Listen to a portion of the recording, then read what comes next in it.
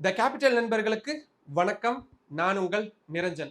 நல்லா சோனு மழை பெய்யும் பொழுது ஒரு கப் காஃபியோ இல்லை டீயோ, அது கூட பிஸ்கெட்டு, சமோசா, ஜிலேபி, பக்கோடா இதெல்லாம் வச்சு சாப்பிட்றது உங்களுக்கு ரொம்ப பிடிக்குமா?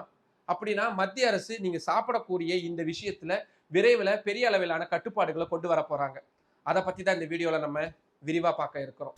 சில தினங்களுக்கு முன்னாடி மத்திய சுகாதாரத்துறை அமைச்சகம் வெளியிட்டிருக்கக்கூடிய ஒரு அறிவிப்பு பெருமளவிலான பேசு பொருளா மாறி இருக்கு. அதுதான் இந்தியர்கள் பெரும்பாலும் சாப்பிடக்கூடிய ஜிலேபி, சமோசா, பக்கோடா இந்த மாதிரியான உணவுப் பொருட்களை எப்படி சிகரெட் அட்டையில இது கேன்சரை விளைவிக்கும், உயிருக்கு கேடு விளைவிக்கக்கூடியது அப்படின்ற விளம்பரங்கள் போட்டிருப்பாங்கல்ல, அதே மாதிரி ஜிலேபி, சமோசா, பக்கோடா, சாய், பிஸ்கெட்ஸ் இதெல்லாம் விற்கக்கூடிய கடைகள்ல, அது ரோட்டு கடையா இருந்தாலும் சரி, பேக்கரிகளா இருந்தாலும் சரி, அங்கெல்லாம் இது உடல் நலத்துக்கு தீங்கு விளைவிக்கக்கூடிய உணவுப் பொருட்கள், இது அதிக அளவுல எண்ணெய் பொருட்கள் இருக்கக்கூடிய உணவுப் பொருட்கள் அப்படின்ற மாதிரியான விஷயங்களை எழுதி டிஸ்பிளேவா வைக்கிறதுக்கு உத்தரவு அப்படின்றது போடப்பட இருக்கு. இது செயல்பாட்டுக்கு வந்துருச்சா அப்படின்னா மத்திய அரசுடைய நிறுவனங்கள் இருக்கும்ல, ஒரு எய்ம்ஸ் ஆகட்டும் இல்லாட்டி பள்ளிக்கூடங்கள் ஆகட்டும், அங்க எல்லாமே இந்த மாதிரியான டிஸ்பிளேக்கள் அப்படின்றத வைக்க தொடங்கி இருக்கிறாங்க. சரி, உடனடியா கேள்வி எழும், ஏங்க சிகரெட்டையும் சாப்பிடக்கூடிய ஒரு உணவுப் பொருளையும் எப்படிங்க கம்பேர் பண்ண முடியும் அப்படின்னு. இதுக்கு விடை காண்றதுக்கு முன்னாடி மத்திய அரசு ஏன் இந்த முடிவை எடுத்தாங்க அப்படின்றத பார்க்க வேண்டியதா இருக்கு. ஒரு புள்ளி விவரங்கள் படி கடந்த 2022ஆம் ஆண்டு இந்தியாவில் ஒபிசிட்டின்னு சொல்லப்படக்கூடிய அதிக அளவிலான உடல் எடை பருமன் பிரச்சனை கொண்டவங்க 7 கோடி பேர் இருக்கிறாங்க. இதுல பெண்கள் 4.5 கோடியாவும் ஆண்கள் 2.6 கோடியாவும் இருக்கிறாங்க. வரும் 2050ஆம் ஆண்டுக்குள்ள ஒட்டுமொத்த இந்தியர்கள்ல 44 கோடிக்கும் அதிகமானவங்களுக்கு இந்த உடல் எடை பருமன் பிரச்சனை ஏற்படும் அப்படின்ற ஒரு புள்ளி விவரமும் ரொம்ப கவலை அளிக்கக்கூடிய விதமா இருக்கு. அதனாலதான் இந்த உடல் எடை பருமனை அதிக அளவுல ஏற்படுத்தக்கூடிய உணவுப் பொருட்களை கொஞ்சம் கொஞ்சமா கட்டுப்பாட்டுக்குள்ள கொண்டு வரணும் அப்படின்ற ஒரு நோக்கத்தோட தான் இப்ப இந்த மாதிரியான ஒரு முடிவுக்கு மத்திய அரசு வந்திருக்கிறாங்க.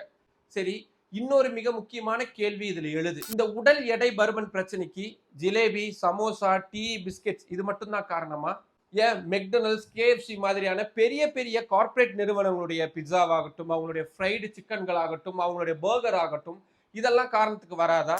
ஏன் மேகி அப்படின்றது சில ஆண்டுகளுக்கு முன்னாடி பெரும் சர்ச்சையை ஏற்படுத்துச்சு. அது கேன்சரை விளைவிக்கக்கூடிய அளவுக்கு நச்சுத்தன்மை கொண்டது அப்படின்ற மாதிரியான செய்திகள்லாம் நம்ம படிச்சோம்.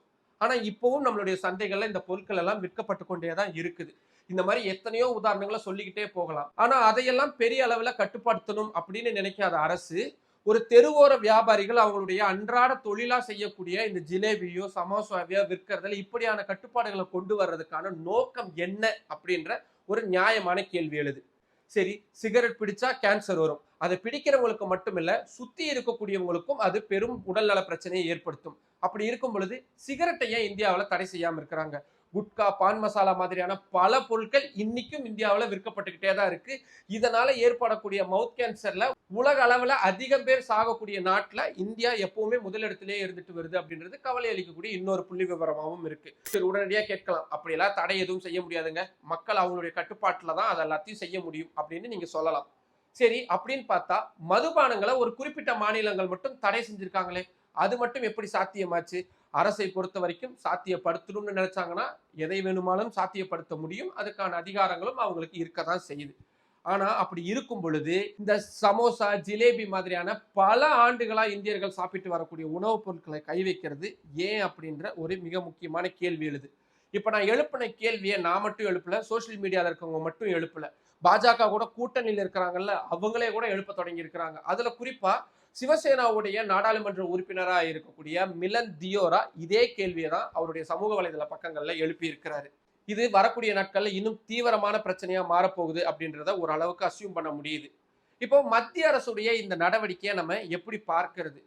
ஜிலேபி, சமோசா மாதிரியான உணவுப் பொருட்களை கட்டுப்பாட்டுக்குள்ள கொண்டு வரதன் மூலியமா மட்டுமே இந்தியர்கள் எதிர்கொள்ளக்கூடிய இந்த உடல் எடை பருமன் பிரச்சனையை தீர்த்திட முடியுமா?